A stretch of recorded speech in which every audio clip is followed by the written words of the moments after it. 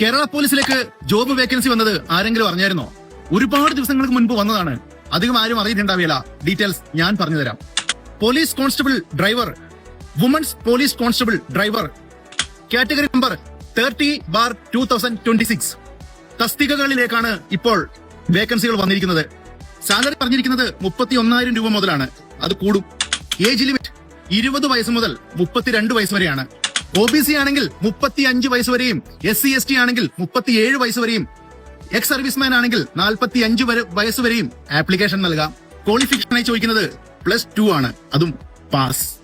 Height വേണ്ടത് പുരുഷന്മാർക്ക് 168 സെന്റിമീറ്ററും സ്ത്രീകൾക്ക് 157 സെന്റിമീറ്ററും, SC ST പുരുഷന്മാർക്ക് 161 സെന്റിമീറ്ററും, SC ST സ്ത്രീകൾക്ക് 151 സെന്റിമീറ്ററുമാണ്. ചുമ്മാതെ അങ്ങ് ടെസ്റ്റ് പാസ്സാവുന്നില്ല. കുറച്ച് കാര്യങ്ങൾ അതിനുവേണ്ടി ചെയ്യാനുണ്ട്.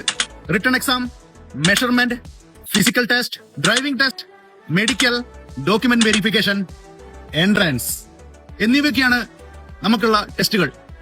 ഡ്രൈവർ വേക്കൻസി ആയതുകൊണ്ട് കുറച്ച് ലൈസൻസുകൾ ആവശ്യമാണ്. അതെന്താണെന്നുള്ളത് സ്ക്രീനിൽ ഞാൻ എഴുതി കാണിക്കുന്നുണ്ട്. എത്ര വേക്കൻസികൾ ഉണ്ട് എന്നുള്ളത് പറഞ്ഞിട്ടില്ല.